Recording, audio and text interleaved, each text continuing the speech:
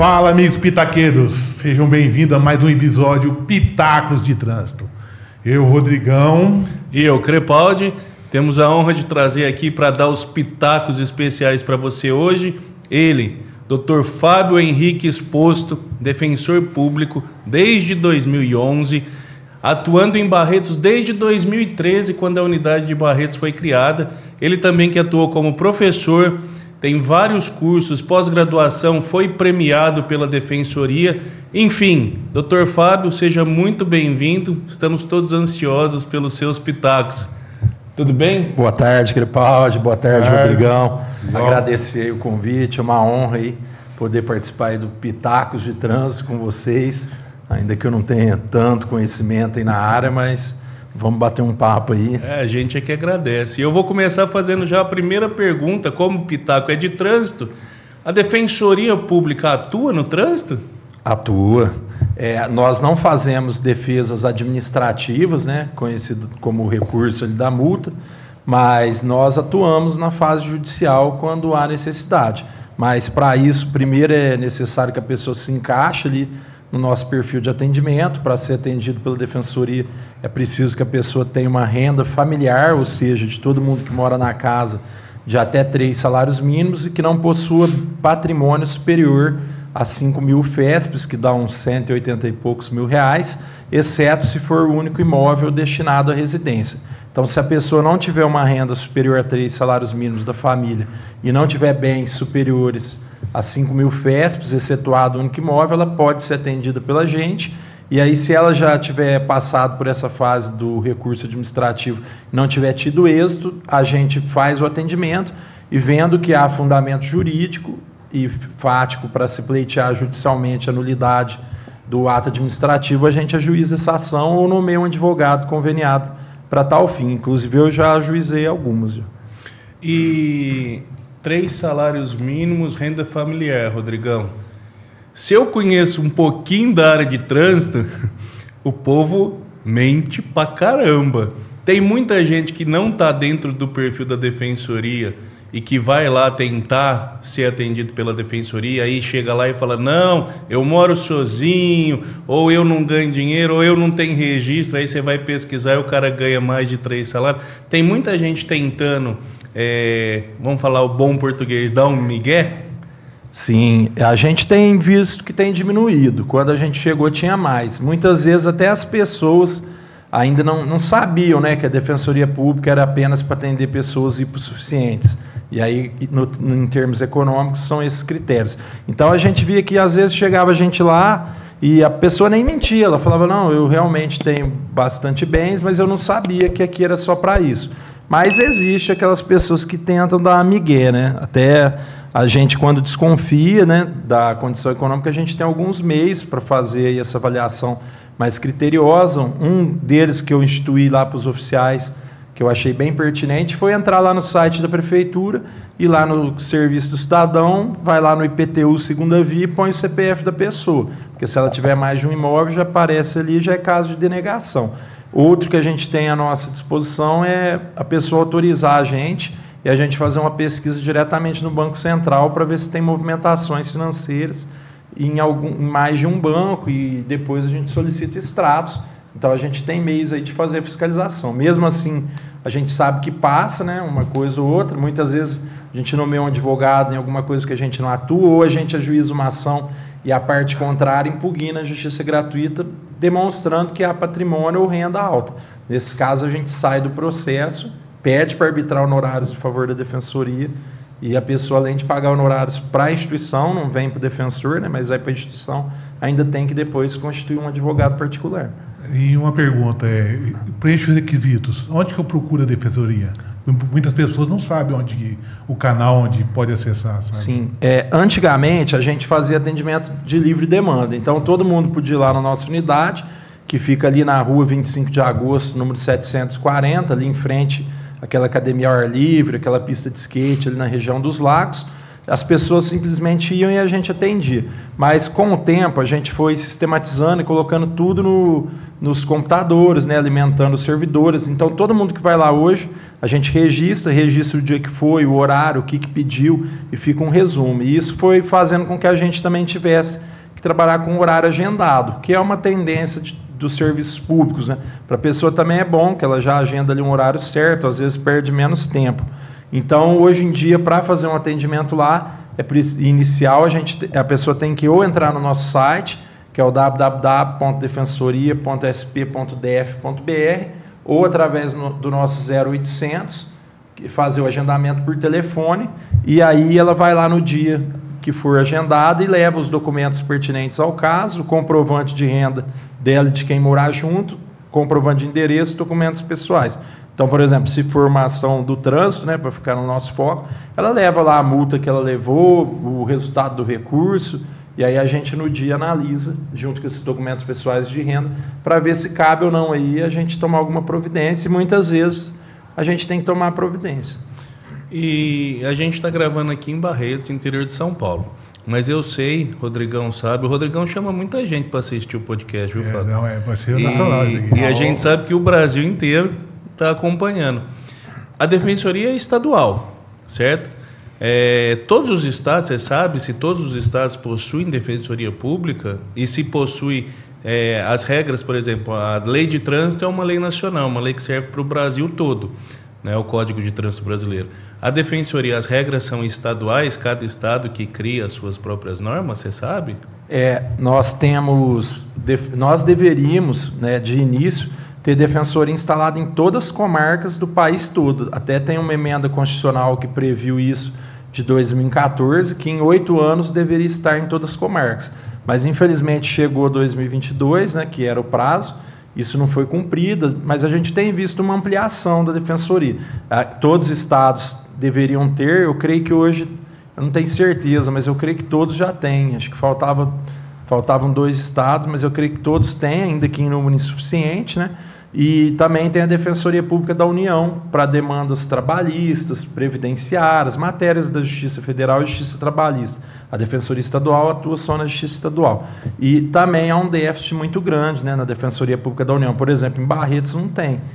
Então, isso dificulta as pessoas. Só vai ter em Ribeirão, acho que Rio Preto. Agora, em termos estaduais, em termos de critérios, cada defensoria pública define o seu critério, porque a Constituição Federal fala que nós vamos atuar na defesa de hipossuficientes, e aí existe hipossuficiente tanto econômico quanto organizacional, que seriam grupos vulneráveis, idosos, deficientes, vítimas de violência doméstica. Em termos econômicos, cada estado faz a sua deliberação para tratar o que seria o hipossuficiente econômico. Em São Paulo, a deliberação tem uma lá, que é 89 de 2008, e lá que está previsto isso que eu te falei. Mas cada estado pode falar diferente, né? E todas as defensorias, sendo recurso municipal e estadual, as defensorias estaduais têm essa competência para atuar aí na área de trânsito, tanto em termos individuais quanto em termos coletivos. E é regra geral essa imposição de quesitos próprios ali, de regras próprias, tipo a limitação financeira. Você falou que aqui a gente tem os 3 salários mínimos e mais algumas regras de patrimônio. Todos os estados vão ter alguma regra que limita as pessoas que são menos favorecidas financeiramente. Então, é isso, né? Sim, todos os estados têm, né? Até para que a gente não fuja do nosso perfil constitucional, que é a defesa do hipossuficiente, e não invada aí a área da advocacia privada, né? Que não teria sentido, e também a gente não tem interesse nenhum de atender quem não seja realmente hipossuficiente aí nos termos legais, porque isso já foge do nosso alcance, e aí é a advocacia privada quem tem que atuar. Rodrigão, você vai muito no mercado? Hoje está difícil, né? Porque tá complicado. Mas vamos, vai. Você já viu aquelas vagas que são separadas para certos tipos de públicos, bem na frente do mercado, assim? De deficiente, de idosos, de gestantes, sim. Você sabia que o Dr. Fábio ele atua muito firmemente nessa questão? Muito bom, interessante. E tem uma regra, isso básica, para o mercado ter um padrão? Como é que funciona a demarcação desses dentro do privado e público é diferente? Pela lei, né, tanto pelo Estatuto do Idoso, quanto do Estatuto da Pessoa com Deficiência e demais dispositivos legais, todo estacionamento tem que respeitar aí percentuais legais de reserva de vagas para determinadas pessoas, né? O do Estatuto do Idoso são 5%, a previsão do Estatuto da Pessoa com Deficiência 2%, e aí todos os locais têm que ter essas vagas destinadas a essas pessoas, que são vagas que têm que estar ali geralmente mais próximas, né, da entrada dos locais e demarcada de acordo com o número de vagas total dos locais, tanto em locais públicos quanto privados. O que eu queria te perguntar, Fábio, é o seguinte: a gente sabe que os estabelecimentos hoje têm colocados, inclusive, locais demarcados que não são contemplados por lei. Por exemplo, vaga reservada para grávida.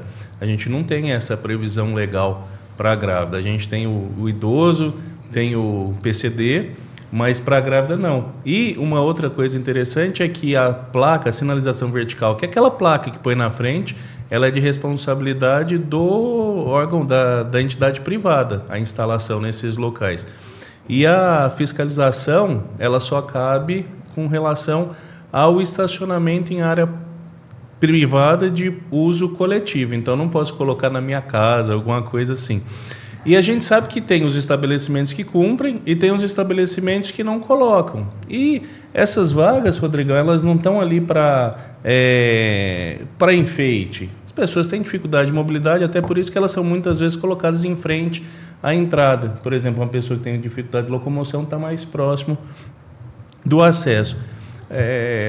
Teve recentemente um acordo que a gente está em Barretos, tem a Festa do Peão, que todo mundo conhece, ela é mundialmente conhecida, e você atuou ali para fazer um acordo para que os independentes, que são os responsáveis da festa, eles criassem essas vagas, eles implantassem essas vagas. Eu não sei se eles já tinham, se eles não tinham, mas você atuou para que eles melhorassem esse serviço para a população, né?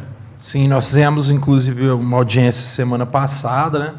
E nós, nessa audiência, discutimos, eles possuíam algumas vagas destinadas a pessoas com deficiência, embora em número inferior ao disposto na legislação, e não havia reserva das vagas para idosos. Então, o processo está suspenso. Além disso, também há outras questões que escapam do trânsito, né, que também são discutidas nesse processo, relacionadas à acessibilidade e outros temas. E eu já fiz uma reunião com eles essa semana, e a gente ficou de redigir semana que vem e colocar para homologação, mas eles já toparam demarcar lá 100 vagas, né, um total de 100 vagas, para complementar o número que era insuficiente para pessoas com deficiência, e deixar mais plano lá, passar um asfalto no local para as pessoas conseguirem ali, em especial, não são todos os 100, mas há um percentual ali de cadeirantes, né, que vão precisar desse espaço melhor, mais liso, né, e também de reservar essas vagas, aí, 250 vagas para idosos esse ano. Então, nós vamos ter isso aí em agosto. Foi muito bom que a gente conseguiu ir no diálogo também, a gente foi prontamente recebido, o juiz já suspendeu e pediu para a gente dialogar antes, e nós vamos homologar isso em breve, e na Festa do Peão já vai estar desse jeito aí. E a gente tem várias atuações, né? Inclusive eu quero agradecer você, porque eu me socorro de você direto, né, na temática do trânsito, porque eu sei um pouco, né, do pouco que eu estudo. O Crepaldi, ele é um especialista, ele já foi, eu não sei se ainda se voltou agora, Conselho Estadual de Trânsito, né? Sim. O CETRAN é uma referência não só em Barretos, mas em âmbito aí muito maior, talvez estadual e talvez até nacional. E eu sempre me socorro, inclusive acho que a gente podia contar daquela vez que você e eu entramos com uma ação popular, né? Sim, Antes de falar dessa ação popular, para quem está acompanhando o episódio até aqui, Rodrigão, eu queria dizer que é muito importante a gente dividir a atuação profissional da questão pessoal, porque no interior, geralmente, as pessoas falam, quando a gente entra para questionar alguma coisa que está irregular, as pessoas, eu ouvi nessa ação popular, quando eu entrei, junto com o Dr. Fábio aqui, que esse advogado não tem mais o que fazer, entendeu? E assim, uma coisa é você pedir para que as coisas sejam corrigidas, tá? A outra coisa é as pessoas politizarem tudo e achar que tudo que você está fazendo é porque você tem um lado político A ou B. Não. Inclusive, eu queria parabenizar a Defensoria e sua atuação, porque a gente percebe, quem acompanha o seu trabalho desde 2013 aqui, a gente vê que não tem questão política. Você vai, quando tem algum problema, tem alguma situação que diz respeito à lei, você simplesmente vai, aponta e tenta sempre a melhor maneira de solucionar. E nessa questão da Zona Azul, a gente tinha uma irregularidade nas placas. As pessoas tinham os espaços demarcados. Zona Azul sempre foi um problema. Em todos os lugares, não é só Barretos, todos os municípios do Brasil tem problema. Mas a gente tinha aqui em Barretos e a gente queria corrigir. E aí, como cidadão e com todos os direitos em dia, a gente ingressou com uma ação popular que era simplesmente para que o órgão municipal corrigisse as placas e informasse para quem estava usando a vaga o que ela tinha que fazer. Se tinha que usar cartão, se tinha que comprar ticket, quanto tempo ela podia ficar. Você sabe quanto tempo que uma pessoa pode estacionar numa vaga de Zona Azul? Bem, se eu estou pagando, não posso ficar o dia inteiro lá? Não, não pode. Então, vou passar para o Fábio, que o Fábio vai explicar dessa nossa ação. Na época... Desculpa, pode falar. Pode falar. Eu recebi reclamações na época, porque a gente tinha uma lei municipal que dava uma gratuidade por um determinado período para idosos, só que os idosos não sabiam disso. E também parece que estava demarcado número insuficiente de vagas para idosos. E por conta disso nós entramos em diálogo, o poder público não quis resolver administrativamente, e a lei falava que tinha que estar lá escrito, que a vaga era de 12 e tinha 2 horas de gratuidade. E, além disso, a vaga é rotativa, o estacionamento está no nome, estacionamento rotativo e pago. O tempo máximo era 3 horas, também não tinha essa advertência. Muita gente reclamava, não tem vaga, porque não se cumpria corretamente. E como eu fui buscar conhecimento e informação com o Dr. Carlos Crepaldi, eu me senti na obrigação de fazer com ele. Por quê? Eu falei, se eu fizer pela Defensoria Pública, eu vou levar um crédito que eu não tenho. Porque a maioria das informações eu busquei com ele. Então eu falei, olha, vamos fazer então uma ação popular como cidadãos barretenses. E aí nós fizemos e ele protocolou. E a gente pedia isso, olha, coloque lá que ele tem direito a 2 horas gratuitas, o idoso. Coloque lá que depois de 3 horas está sujeito a medidas administrativas mais fortes. Só informe que tem que comprar o ticket ou tem que fazer pelo aplicativo. E tudo isso gerou O juiz não deu a liminar, né? Nós perdemos. O juiz ainda falou isso na decisão. Ele é defensor público, ele que fizesse pela Defensoria. E eu achei que ia ser abuso também depois eu fazer pela Defensoria, só por ter perdido enquanto cidadão, mas eles se adequaram, né?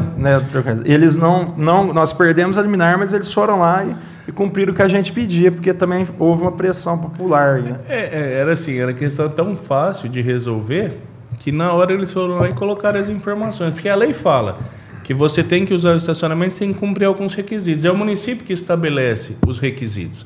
Então, se no seu município você tem limite lá de 1 hora, vai ter que estar informado. Se tem limite de 2, tem que estar informado. Como que você vai fazer o pagamento do estacionamento? Tem que estar informado. Por exemplo, Barretos teve uma outra situação um pouquinho mais para frente, foi quando começou o carro robô. Robozinho, as E aí a gente pegou, mas ali foi muito mais tranquilo, não precisou... Já houve um diálogo muito melhor, né, com o secretário municipal de trânsito, até agradecer ele, né? E aí... Porque ele nos ouviu, né? E eu também, mais uma vez, o Crepaldi estava morando fora, fui lá pedir informações para ele. Falei, olha, porque eu conheço, mas eu não conheço as especificidades. E aí ele deu essa consultoria para a gente, para o secretário, e a gente adequou, né? Sim. Sem nenhuma briga, sem nenhuma discussão, não precisamos de ação judicial, né?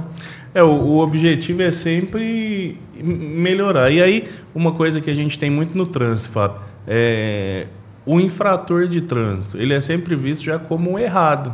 O infrator, ele cometeu a multa mesmo, entendeu? Então, para que ele vai ficar defendendo, fazer defesa, recurso à JAR, recurso ao CETRAN? E muitas vezes o órgão público erra. Né? Com certeza. E aí, essa atuação da Defensoria e essas atuações que a gente vê de advogados especialistas, elas vêm justamente para corrigir um erro e buscando aprimorar o dali para frente, né? Sim, é fundamental, né? A gente não pode aceitar também, embora exista a presunção lá de veracidade, que o agente está falando a verdade, de legalidade, que o que ele está fazendo é o correto, a gente sabe que tem erros também, né? Às vezes se erra uma placa e chega multa para alguém que não tem nada a ver com aquilo ali, às vezes eles erram o local, isso é motivo suficiente, né? para dar insubsistência, e você sabe muito mais do que eu sei, né? Você que me orienta quando eu tenho dúvidas, mas com certeza é fundamental que tenha essa atuação, né, quando houver. Inclusive a gente tem casos lá, posso falar por exemplo? Pode.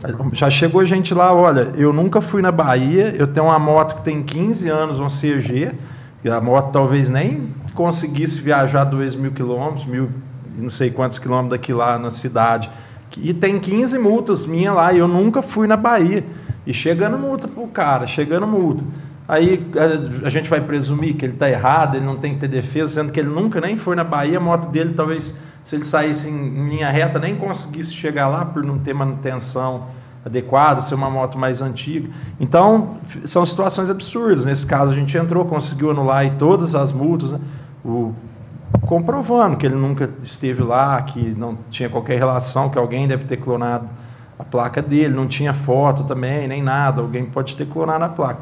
E, inclusive, ganhamos danos morais para ele também, por conta de toda essa situação, porque chegaram, acho que, a caçar a CNH dele, então teve que entrar contra lá e contra o Estado para restabelecer o direito dele de ter a CNH. E nesses casos, assim, existe alguma orientação especial para quem nunca foi no lugar, não sabe nem o que fazer, a pessoa não quer contratar um advogado, ela não sabe onde protocolar, e ela quer ir na defensoria, mas não atende os requisitos da defensoria, enfim, ela não quer nada, ela só quer resolver. Só para a gente falar o que ela... Existe alguma dica para a pessoa de como ela tem que juntar a prova? Porque é muito difícil. Como é que você faz prova negativa? Ah, eu não tive lá. Entendeu? Tem algum documento, tem algum sistema, tem alguma coisa que a defensoria usa nesses casos para ajudar a fazer prova? Infelizmente, a maioria das pessoas não tem recurso para chegar até um advogado, né? Então precisa da ajuda do Estado para chegar, né? Sim. Não, então, seja pela gente ou não, né, em termos jurídicos, tirando o atendimento específico da defensoria, é uma prova realmente difícil. Nesse caso, eu arrolei testemunha, coloquei foto da moto dele, o juiz viu ali que ele era uma pessoa simples, né, pedi inversão de ônus, e fui levando nesse sentido. Mas, assim, não tem uma prova fácil de se fazer, né? Por exemplo, se é um carro... Se é uma pessoa que costuma viajar bastante e aparecer várias multas, ainda que você coloque testemunhas, fica uma coisa bem difícil, né? Exatamente por isso, por ser uma prova negativa. Eu lembro que mas realmente é difícil. Eu lembro que num dos dias ele estava trabalhando num lugar, e eu falei, olha, ele estava nesse lugar esse dia, mas eu não provo que alguém não pudesse estar lá com esse veículo dele, né? É uma prova complicada de se fazer, né? Mas aí também eu acho que o juiz pondera, né? Com tudo que está ali no processo, a pessoa mora em Barretos, tem vida aqui, serviço aqui, tudo, não ia ir lá a cada 15 dias, tomar uma multa e voltar, né? Essas coisas. Eu quis te fazer essa pergunta porque o que a gente orienta, inclusive no escritório, e com a gente no dia a dia, quando a gente conversa, mas é para levar a informação para quem está nos assistindo, de que não adianta as pessoas simplesmente pegarem o papelzinho que entregam para ele no órgão de trânsito e falar assim, escreve aí o que aconteceu e manda que vai dar certo. Isso não funciona. Até pela presunção, né, de veracidade e legalidade. Inclusive, se você me permite, vou até contar aqui. A minha mãe, há uns meses, soltou os cachorros em cima de mim. Deram uma multa aqui, eu não estava falando em celular nenhum, tem que cancelar. E aí eu tentava explicar isso para ela, mãe, para cancelar uma multa, a gente tem... É que no caso do rapaz eram varas, né? Ficou muito evidente. Eu falei, mãe, não é só eu falar, porque a palavra sua contra a do agente público vale a dele. Como não tem imagem, vai ficar difícil de comprovar. Não, mas se fosse para outra pessoa, você entrava lá na defensoria e ganhava, para mim... Você não... Aí depois eu explicar muito, ela aceitou mais ou menos. Mas não gostou. E às vezes o cidadão também não entende, né? Que não basta a gente escrever, não fui eu não estava falando no celular, não. Eu estava só pegando alguma coisa ali no carro. É difícil de ganhar. Agora, quando há algo muito evidente, aí fica mais fácil, né? Igual nesse caso, pela distância, pela sequência de inúmeras multas. Isso foi facilitando a gente a comprovar que não era ele, né? Pela moto dele, que teria dificuldades em transitar daqui até lá, ele só ter esse veículo no nome dele. Isso foi ajudando a gerar presunções aí que facilitassem.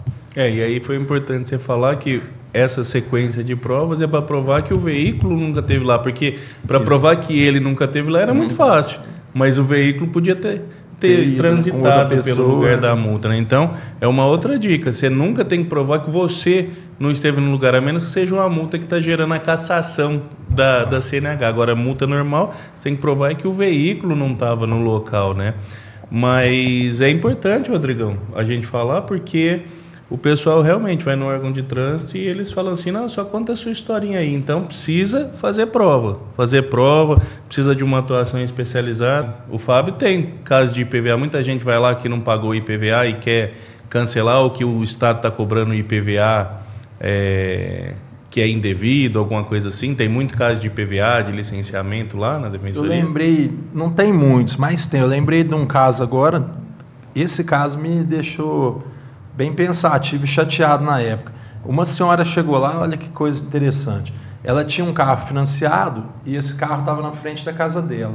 Veio um rapaz e colidiu com esse carro. E esse carro deu perda total, o próprio Detran reconheceu. Dano de grande monta, perda total, tal. E ela não deu baixa. E foi decorrendo o prazo do financiamento, ela ainda ficou pagando o financiamento um pouco, sem ter o carro, e depois ela conseguiu cancelar. E, por fim, o Estado, quando acabou o prazo do financiamento, começou a lançar IPVA contra ela. E ela não pagou o primeiro ano, ela chegou lá no segundo ano já com o nome negativado. Olha, como que eu vou pagar IPVA de um carro que eu tive perda total há vários anos e que eu não tenho nada a ver? E aí eu entrei, pedi a liminar, falando, olha, o fato gerador é ter a propriedade no veículo automotor, ela não tem mais se teve perda total. O juiz deu a liminar, no final cassou e deu improcedência. Eu fiquei inconformado. Até pedi sustentação oral na turma recursal, eu não tinha feito nenhuma ainda na turma recursal. Esse dia eu fiz, e aí, felizmente, nós revertemos, conseguimos cancelar a cobrança e ela ganhou R$5.000 de danos morais. Mas nós temos alguns casos, pessoas que vendem o carro, aquele clássico problema, gente, vendeu o carro, passa para o nome da outra pessoa, faz tudo certo, porque depois isso dá uma dor de cabeça, que não venda um carro com financiamento e deixe no seu nome também. Ou a pessoa arruma um financiamento, ou vai no banco e passa para o nome dela, porque depois vai surgir multa, vai dar problema e vai ficando difícil. De repente o cara passa, atropela um caboclo, alguém. São inúmeras situações que podem gerar muitos problemas, né, para a pessoa, dor de cabeça que dá para evitar. Nesse caso aí tem muito, né? Vendeu o carro, não pagou IPVA e a cobrança vindo no nome de quem está como proprietário, que é o antigo proprietário, de fato. Aí a gente tem que provar que houve a compra e venda. Às vezes a pessoa perdeu o documento de compra e venda. Eu acho que hoje a comunicação está automática, né? Você vai no cartão. Desde 2015. Desde 2015. Mas assim, a gente ainda tem muitos casos lá que chegam disso, e que não foi no cartório, só passou de fato ali. Tipo assim, você começa a andar com o meu carro e pagar o financiamento. Mas eu não comuniquei isso em lugar nenhum e nem para ninguém. E aí você para de pagar o financiamento, da busca e apreensão contra eu, suja meu nome. Ou você não paga o IPVA, vem IPVA para mim, e aí eu mando nomear o carro também para pagar a dívida. Já que não está com você mesmo, então fala que você está dando o carro. Para os direitos sobre o carro, porque nem o carro não é da pessoa. É de um banco. A gente escuta muito um termo responsabilidade solidária, né? Mas às vezes quem não é do mundo jurídico, que está acompanhando a gente aqui agora, a pessoa não entenda exatamente o que é a responsabilidade solidária. O que significa o proprietário do carro ter responsabilidade solidária com quem é o condutor ou o cara que vendeu dessa maneira, igual você falou? O que significa, o que acontece com quem é responsável solidário? Em linguagem bem simples assim, significa que ele vai levar o ferro junto, né? Então, por exemplo, eu sou o proprietário. O Crepaldi toma as multas, significa que eu vou entrar junto com ele ali como responsável pelo pagamento das multas. E aí, para eu quebrar isso, eu tenho que entrar judicialmente para tirar os pontos, é muito problema. Então, o IPVA ainda não está escrito que eu sou solidário, né? Daí, se eu comprovar que eu vendi, tiver um recibo lá, eu escapo. Mas as penalidades estão no CTB e isso vai gerando trabalho, né? Vai ter que ser uma demanda judicial, porque administrativamente muito dificilmente se consegue, né? E há uma normativa do Detran também, que na época foi instituída em parceria com a Defensoria aqui em São Paulo, para comunicar a venda antiga. Você põe 2 testemunhas declarando, isso daí dá para fazer administrativamente. E a pessoa, e a partir dali, você bloqueia o carro para transferência, esse tipo de coisas, e a partir dali fica presumido que é verdade que você vendeu. Mas até ali, tudo solidário. Você vai ter que quebrar isso judicialmente. E você faz a parte criminal também na defensoria, não faz? Eu não faço todos os dias, mas eu substituo bastante e faço custódias em plantões e de maneira ordinária. Inclusive, hoje eu fiz plantão. Mas hoje não tinha ninguém de trânsito. Não tinha ninguém, mas aparece gente de trânsito, porque assim, vamos supor que eu estou com o seu carro, você me vendeu, não comunicou. Eu também não paguei, mas não comunicou, estou lá. É dele, né? Aí, as contas estão vindo para você e eu pego e saio aí, vou pro barzinho, né? Bebo lá umas 3, 4 cervejas, fico bêbado, porque 2, 3 já me derruba. Aí eu saio dirigindo. E aí eu atropelo o Rodrigão. Não precisa estar muito bêbado, ele passou na frente, é fácil de pegar o Rodrigão. Aí atropelo e mato o Rodrigão. Aí, não pode deixar, tem que matar. Não, matar. Matar. Gosta de mim. Aí eu vou responder um crime. O fato do carro estar no teu nome, você não ter transferido, não ter feito nada, você vai ser responsável também por alguma coisa criminal. Acontece isso? Já apareceu lá isso? Isso existe no então, direito? No criminal, quando é pego ali em flagrante, o dono do carro escapa do âmbito criminal, porque daí fica só Mas o grande problema é se a pessoa foge, uma câmera pega. Na hora que pegar, vai lá na casa do proprietário, tentar levar ele preso, aí até ele explicar que não é ele que estava conduzindo, tudo isso para se desvencilhar da responsabilidade criminal, fica ruim. No âmbito civil ele responde, só de ser o dono, se ele não provar uma isenção total de culpa, ele responde, principalmente se for alguém sem habilitação, ou que ele emprestou o carro, ou alguma outra coisa. Então, é importante tirar o carro do nome, andar só com o seu, de familiar próximo ali. O nosso editor aqui parece mandou... muito caso de embriaguez ao volante, desculpa. O nosso editor mandou uma mensagem aqui falando que nesse caso de eu matar o Rodrigão, o problema ia ter acabado, porque ia dar perda total no carro.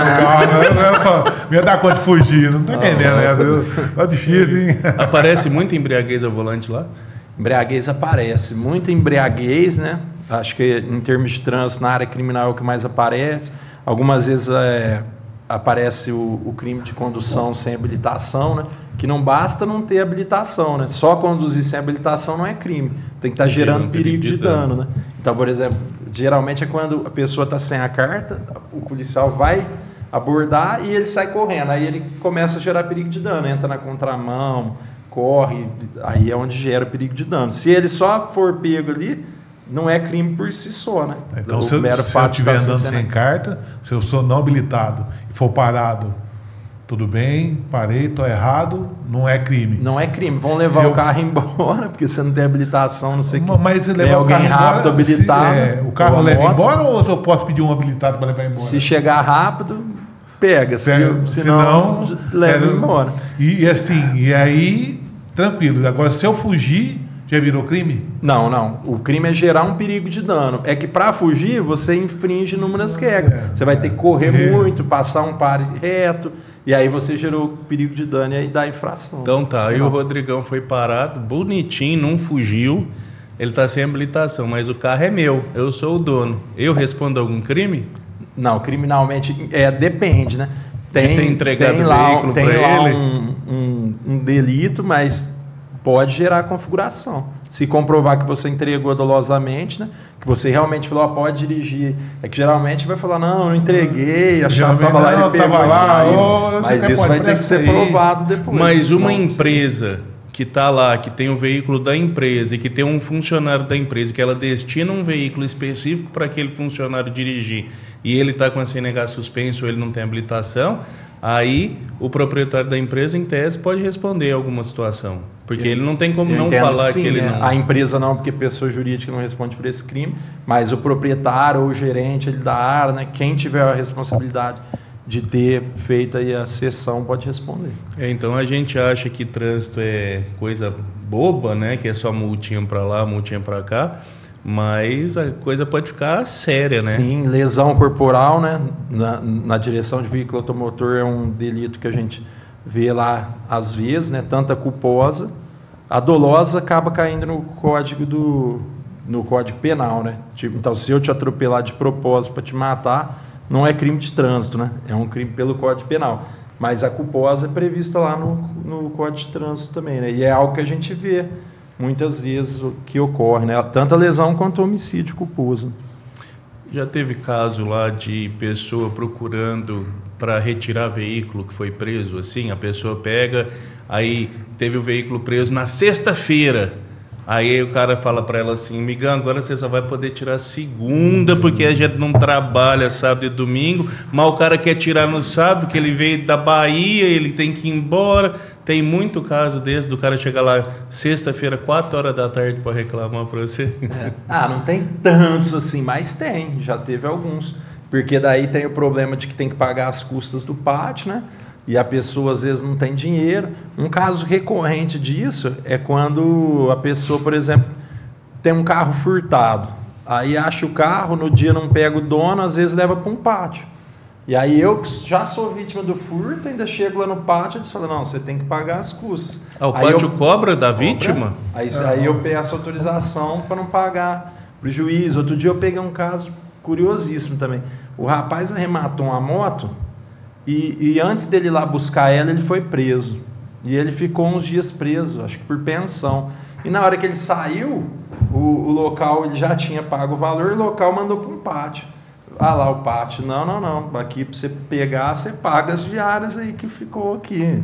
E aí ele, não, mas eu estava preso, eu só não vim buscar. E aí eu pedi um alvará para o juiz, ainda não saiu a decisão. Talvez o juiz mande ele pagar, porque vai falar, olha, o bem estava lá, você que não buscou, né? Mas é um caso curioso. E aí o cara que teve o carro roubado, que o carro foi para lá, ele tem que pagar o pátio e o guincho. Aí você tem que entrar com uma ação judicial. Não existe nada que a defensoria faça administrativamente. A gente tenta sempre administrativamente. Mas nem sempre resolve. Depende muito do pátio, do lugar. Igual isso varia, assim, porque eu acho que eles terceirizam às vezes, né, a administração desses pátios, e aí cada um segue do jeito que quer, né? E aí fica. E agora está na moda essas bicicletinhas de motor que o pessoal instala em casa, bicicleta elétrica, essas patinetes, um monte de coisa aí que ninguém nem sabe como é que regulamenta, né? Tem gente que fala que pode, tem gente que fala que não pode. A gente vai no podcast aqui falar mais informalmente, depois a gente vai deixar alguns vídeos falando a parte técnica em pedaços pequenos para quem quiser se aprofundar um pouco mais.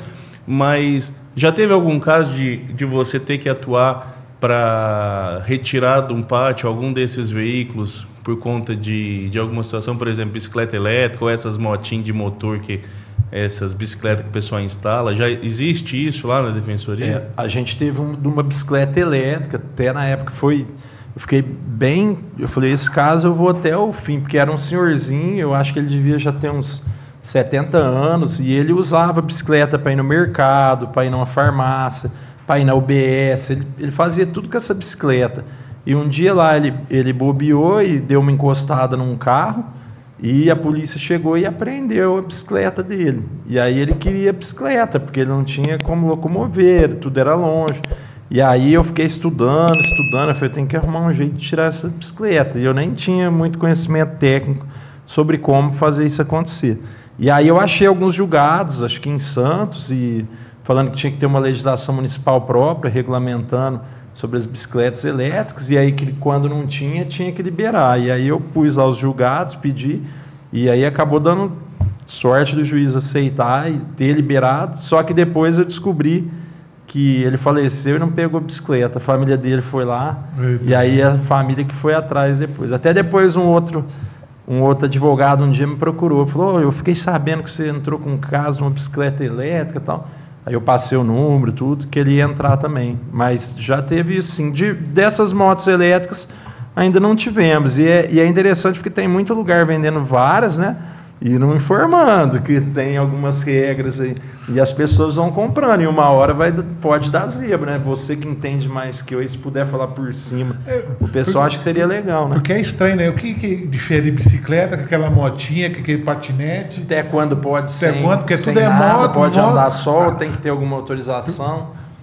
Não, a gente está essa discussão acontece muito na questão da elétrica. Agora, aquela que a pessoa compra o kitzinho do motor a combustão e instala lá na bicicleta, essa já é proibido sempre. Já virou isso mobilete, é ciclomotor, não, isso é ciclomotor, Já. entendeu?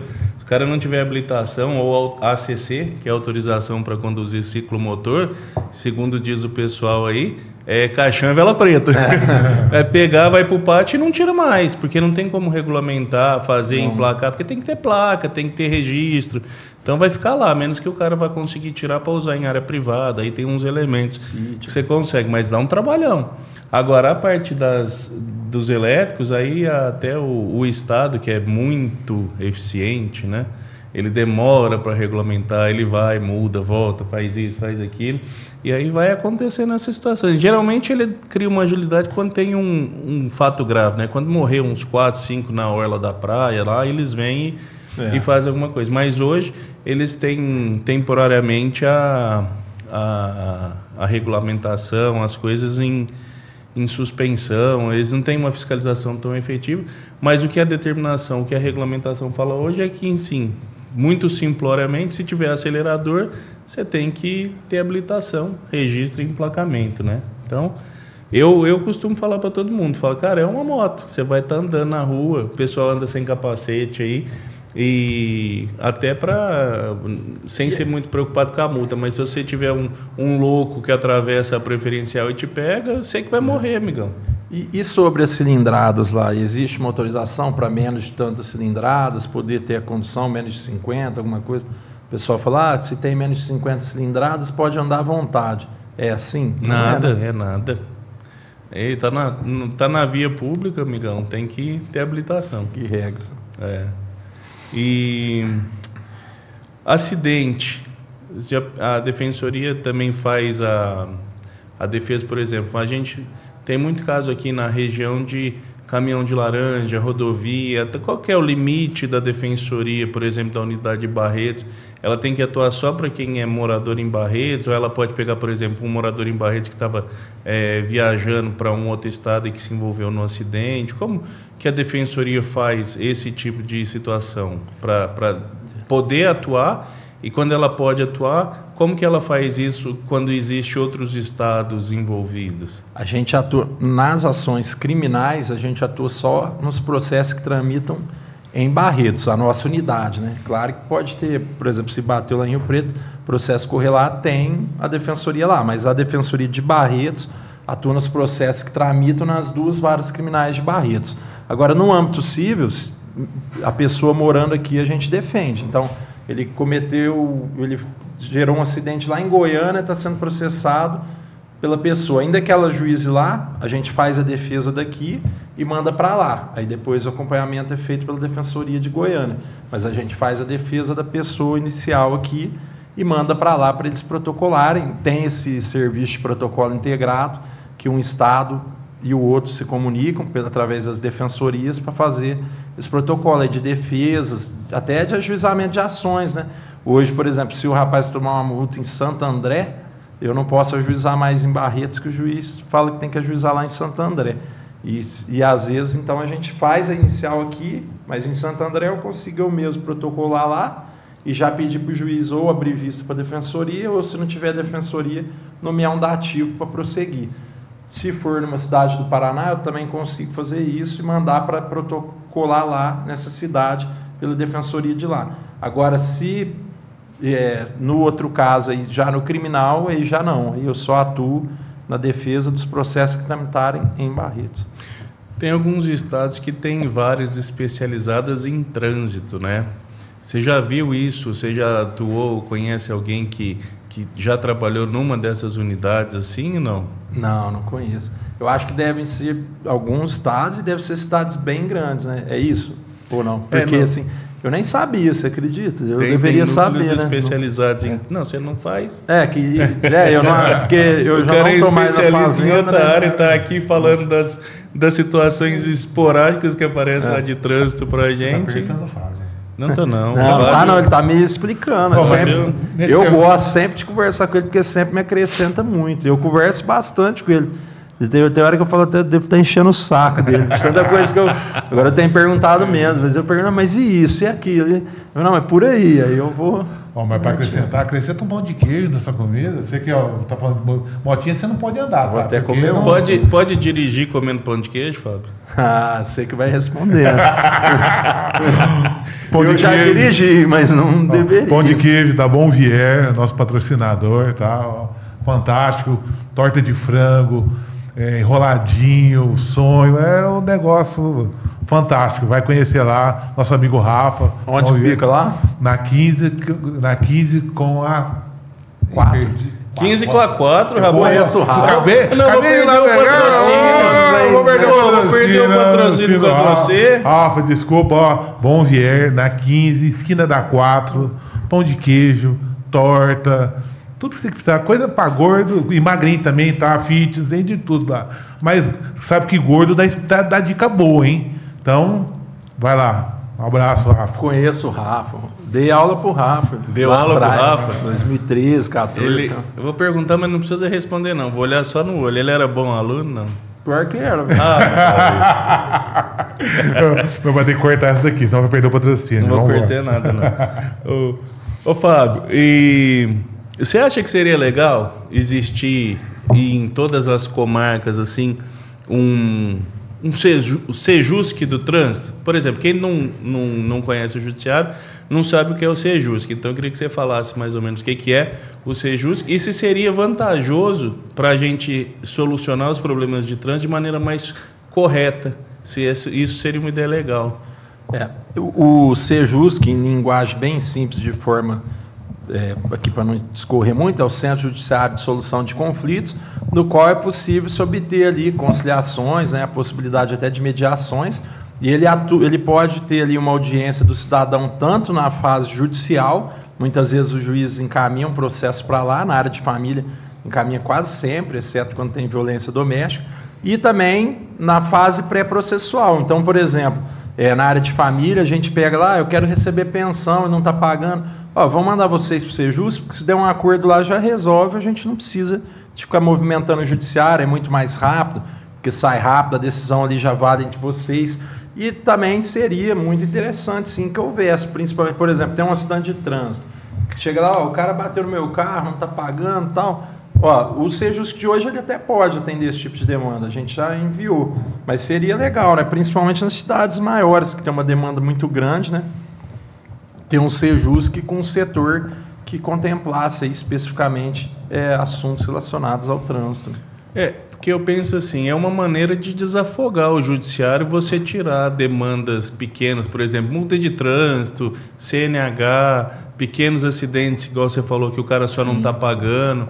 E aí a gente poderia até, às vezes, propor uma câmara de arbitragem onde os acidentes mais graves, aqueles que precisam identificar quem é o culpado, que precisa de uma perícia, que eles precisassem passar, às vezes, de uma câmara onde já vai ter um perito que faz esse trabalho, para não ir para o judiciário, para ter que nomear um perito ou fazer... Porque, não pelo fato de custo, por essas coisas, porque as pessoas que estão entrando com a ação vão ter que custear, mas porque esse tipo de ação que pode ser resolvida de uma maneira mais simples, ela vai empacar, às vezes, um cara que está precisando de uma decisão rápida, que é caso de vida ou morte. Por exemplo, um cara que precisa de uma internação numa UTI não tem vaga, alguma coisa. Você acha que essas medidas simples, elas têm possibilidade disso na parte prática? Já teve alguma outra situação de alguma outra área que foi implementada e que ajudou a desafogar o judiciário, que você conhece? Então, eu atuo mais na de família, né? Na de família, com certeza, desafoga. Porque a pessoa vai lá, narra para a gente, eu falo para ela o que é o percentual também que o judiciário costuma dar, para ela não fazer um acordo ruim, e a gente encaminha, e sai muito acordo. Até a nossa tentativa inicial é essa, a solução extrajudicial para desafogar tanta gente quanto o judiciário. E para a pessoa é bom, porque uma ação de alimentos, por exemplo, até citar e sair a sentença lá no fim, vai mesmo. Do Sejusc, que ele pode fazer o acordo em 15 dias. E no trânsito, com certeza, isso geraria resultados positivos também em várias outras áreas, né? Porque essas soluções que tirem... A gente no Brasil tem esse costume, né, de querer levar a ferro e fogo e ter que ser no judicial. Não tem essa cultura da resolução consensual dos conflitos, né? E essa resolução consensual seria fundamental. Primeiro, porque sai mais rápido, quase sempre, e ainda quando não seja consensual, mas com arbitragem, né? Com outro tipo de solução que não a judicial, que é demorada, né? E que afoga e atrapalha a tramitação de outros processos com assuntos mais relevantes do que quando, por exemplo, é uma ralada no carro que vai custar R$500 e o outro não está pagando. Eu acho que seria importante que isso tivesse, né, que fosse incentivado, mas dependeria de normativos, né, do tribunal, de captação de conciliadores e tudo mais. Nada impede hoje que se encaminhe algo para o Sejusc, né? A gente já encaminhou acidente de trânsito, briga de vizinhança, às vezes, mas ele está com um buraco e está vendo a minha casa, não sei o quê, ou câmera virada para minha casa. Mulher que pegou o marido com a amante, quebrou o carro, vai também. Não chegaram lá ainda, acho que devem ter vergonha, né, dessas brigas. Mas a gente sabe que existe, né? Existe tudo. Então vamos sair um pouquinho do trânsito, se você lembrar alguns. Se você não lembrar, não tem problema, que eu tô pegando ele de supetão nessa. Tem algum caso engraçado que você teve na defensoria que você pode contar pra gente? Qualquer área, que alguém chegou lá... Diferente. De trânsito específico não, mas de outras áreas até em vários, né? Ali aparece de tudo. Mas, por exemplo, que eu achei engraçado, um dia uma senhora chegou lá e falou, olha, doutor, a estagiária com o olho arregalado, doutor, falando baixo, tentaram matar a mulher 3 vezes, o delegado não está fazendo nada, esse delegado é um doido, a mulher vai morrer, ela está falando que o cara está indo lá toda noite para matar ela. Eu falei, quando é assim, é conversa que não bate. Aí sentei lá, olha, estão tentando te matar faz 3 noites. E como que estão tentando te matar? Ela falou, ele para em frente à casa e bate luz alta assim no muro. Ou seja, não faz sentido nenhum, né? E aí a gente ouve várias coisas. Gente lá fala, olha, eu quero medicamento. Fala, olha, mas eu tenho que mandar um ofício antes, pedindo administrativamente. Tem que ter o laudo médico corretamente preenchido, o senhor não tem. Mas é muita... Aí a pessoa foi falar que era muita burocracia. É muita democracia nessa defensoria. E vários outros casos. Pessoa de chegar e falar que o celular foi invadido por hackers da Alemanha e bateu o pé e não tem nenhum indício de nada disso. De falar tanto a ponto de exigir que a gente nomeasse um advogado e entrar com a ação. A Apple ofereceu um celular de graça, de tanto que também não aguentava, mas sem laço nenhum, e no fim não aceitar o celular de graça, novo, e aí perder a ação, né? Porque havia uma prova, não tiraram um dado, não teve nada. Mas duro que a Apple ainda quis dar uma celular ainda. Olha, de tanto que falava. Se eu estou no dia, eu nem nomeava advogado, porque não tinha assim nenhum indicativo de que foi hackeado o celular. Tipo assim, nenhum dado foi vazado, nenhuma mensagem não tinha nenhum indicativo. Simplesmente a pessoa acredita e pôs na cabeça que hackers da Alemanha invadiram o celular dela e que estão pegando dados dela. E assim, então a gente atende muito caso assim que não... Eu acho que histórias que não fecham. Acho que esses hackers invadiram minha conta também, porque ela nunca saiu do vermelho. Rapaz! Na minha também. E na questão das multas de trânsito lá, tem alguma... Porque são muitas multas, né? Teve alguma multa que alguém foi lá procurar que era uma multa muito diferente do normal, sem ser, por exemplo, de cinto? Alguma assim que chamou sua atenção, que alguém foi lá questionar, que era uma multa muito, muito diferente. Você lembra de alguma coisa, não? Não, acho que não. É mais cinto, celular, né? E a pessoa reclama, mas aí a gente cai naquilo, né? Sim. É difícil fazer a prova negativa, né? Não tem imagem, vale a presunção do agente público, né? E a pessoa acaba ficando numa desvantagem mesmo, né? Porque não... Você sabe que na Europa, acho que é na Europa, viu, Rodrigão? Os órgãos de trânsito, eles instalam uns adesivos 3D, assim, naquelas rodovias que são um tapete, simulando buraco, né? Que é para a pessoa ver e achar que é um buraco e reduzir a velocidade. O Brasil, como é muito mais avançado, não simula, não. Ele põe o buraco lá mesmo. Então, cara... Porque assim, nos outros países você vê que uma pessoa tá bêbada quando ela dirige em zigue-zague. No Brasil, o cara bêbado tá dirigindo reto, porque para ele dirigir são, ele tem que desviar dos buracos, né? Tem muita demanda de buraco lá, do cara que cai nos buracos e vai lá porque estragou a suspensão, estourou um pneu, porque caiu de moto e machucou. Às vezes aparece sim. Eu mesmo já ajuizei. Para mim, Fábio, esposo, pessoa física, 3, só aqui em Barretos, desse tipo de problema. Mas claro que não todas seguidas, uma em 2013, depois outra numa outra ocasião, e acho que há uns 2 anos outra. Porque tem ocasiões que não tem jeito, né? São buracos muito grandes e aí a gente fica com dó, principalmente dos motoqueiros, né? Porque a pessoa que está ali na condução de uma moto cai num buraco desse, ela não fere só o veículo, né? A saúde física dela é muitas vezes acidentes graves. E já foram pessoas lá, assim, né, buscando isso. Geralmente a gente põe no juizado, mas aí a gente dá uma auxiliada antes boa na coleta dos documentos, né? Exatamente por conta daquilo que a gente falou. Não é só chegar lá e falar, eu bati minha moto, machuquei, ficou 2.000. Não, você vai ter que tirar foto do buraco, você vai ter que fazer um boletim só para documentar, embora não seja obrigatório. Na minha eu não fiz, porque eu tenho conhecimento técnico para depois subsidiar isso. Mas para uma pessoa simples é bom fazer. Você vai ter que ter testemunho, você vai ter que ter o relato do hospital, por onde você passou, você vai ter que pegar orçamentos do conserto da sua moto. Se você já for consertar ela, você tem que pegar a nota fiscal para provar que você pagou. Então, mas aparece sim. E assim, sorte do município que quase ninguém vai atrás, né? Porque senão, não só de Barretos, de inúmeros outros. Barretos varia, né? Tem época que asfaltam mais, fazem operações, tem época que fica pior. Acho que agora está até razoável. Mas assim, a gente vai em algumas cidades, você fala, nossa, essa está difícil. Aí tem outras que estão melhores, né? Mas é um problema reiterado, né, no Brasil. Eu não sei se colocam asfalto que não é de qualidade tão boa, não sei o que acontece. Ou se é realmente assim e sempre vai ficar assim. Por exemplo, na Avenida Rio Dalva, eu reuni com o prefeito essa semana, ele tem um plano para lá para melhorar, porque ela é um lugar que acumula muita água. E aí, por acumular água, gera talvez essa depreciação maior, aí, né, com mais frequência.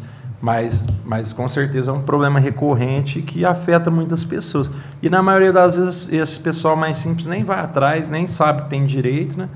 E acaba saindo no prejuízo aí. Eu não falo nem só que é mais simples. Eu acho que muita gente não sabe mesmo não que sabe, tem direito. Ou também é uma dor de cabeça. Por exemplo, quando eu entrei a última vez, eu acho que era R$ 1.200. Eu entrei porque eu fiquei inconformado, mas uma pessoa que não é da área jurídica, se ela for contratar o advogado para receber R$ 1.200, como é que vai fazer? Aí o parceiro advogado certo, já perdi um pneu e falou assim, não, porque a contratação do advogado, se ela for da defensoria, ainda ela consegue, talvez, ir gratuitamente, mas para o advogado vai ficar mais caro o advogado do que o conserto, né? E a dor de cabeça, tudo, você tem razão, não é só um problema que atinge as pessoas mais simples, também todo tipo de camada social. Quem que paga essa conta? Quando você entra contra a prefeitura e o juiz condena, o município, ela te ressarcir. Os cidadãos, no fim. A prefeitura, né? O dinheiro do cidadão. Prefeitura só repassa o dinheiro, igual o cabineiro do pedágio. Ele só pega dinheiro para lá e passa para cá e passa para lá. Mas são coisas inaceitáveis, né? Essa última vez eu estava ali na A4, subindo, já faz acho que uns 2 anos isso. E eu peguei, tinha carro aqui, eu saí aqui, estava na velocidade regular, eu tinha um carro baixo, paf! Na hora estourou o pneu, tudo, encostei, estourou o pneu, entortou a roda. E eu peço o mínimo também, pedi um pneu, pedi só a volta da roda, não pedi nada absurdo. Mas assim, é ruim, né? A gente fica inconformado, porque era um buraco muito grande, não podia estar ali. E aí eu reclamei e logo eles tamparam, pelo menos tamparam para evitar, né? E essa regra do buraco vale para o Brasil inteiro. O CTB é nacional. Eu só sei que o cidadão que paga o prejuízo, o cidadão paga o asfalto mal feito, paga o prejuízo porque não puseram o asfalto correto, e aí ele pega, depois ainda vai pedir ressarcimento, ainda tem que pagar advogado, enfim, a regra é nacional, o órgão tem que garantir a segurança do trânsito, ele responde objetivamente, ou seja, independente dele ter culpa ou não ter, ele responde e todo mundo que tiver esse tipo de prejuízo, seja em São Paulo, na Bahia, no Acre, em Rondônia, em qualquer lugar do Brasil, ele vai lá e vai reclamar. E ele vai ter o direito de ressarcimento, certo? Sim.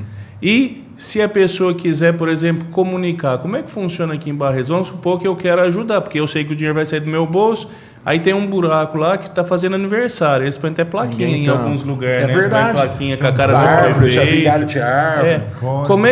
Como é que o munícipe ajuda o órgão público? Existe algum meio formal de fazer essa reclamação? Então, eu acho que um jeito, a pessoa pode ir na Secretaria de Trânsito, né, do município, mas eu acho que um jeito fácil para a pessoa também não ter muito ônus aqui em Barretos, que eu sei que funciona assim. A ouvidoria do município tem um aplicativo, então você baixa o aplicativo, você não tem que ficar deslocando, perder tempo. Entra ali, preenche e manda, olha, tem um buraco aqui na rua tal, em frente ao número tal, que está insuportável, está tendo muito acidente, tomem providência. É um jeito de ajudar, né, para prevenir para os futuros e também de não onerar o cidadão, de ter que ir lá, pegar filho, esperar para... Porque igual se ele for na defensoria, ele vai ter que agendar, tal. A ouvidoria até, eu fui lá essa semana aqui na de Barretos, falei com o Capucho, né, que é o ouvidor atual, e achei, ele me mostrou tanto de coisa que eles têm resolvido ali de maneira prévia. Eu falei, olha, isso é muito importante, porque o que dá para vocês já matarem aqui, vocês já dão uma solução efetiva, já desafoga lá para frente a defensoria, o judiciário, e dá para o cidadão uma resposta legal num prazo curto, né? Então, um órgão que ele pode acionar em Barretos é a ouvidoria, ou a Secretaria de Trânsito, né? Agora, nos outros municípios, ele pode sempre numa Secretaria de Trânsito, mas é moroso, né?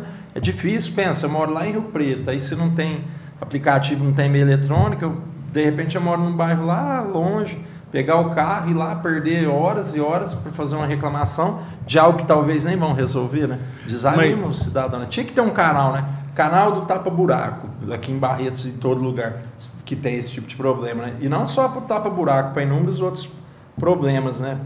Maneiras fáceis de comunicação do cidadão com o ente público para ter soluções mais rápidas. Né? Vão querer me bater agora, viu, Rodrigão? Mas é interessante mandar, nem que seja por e-mail. Manda a foto do buraco, manda a solicitação, manda informando para o órgão responsável ou para o e-mail da prefeitura. Hoje, toda a prefeitura do Brasil tem um e-mail institucional.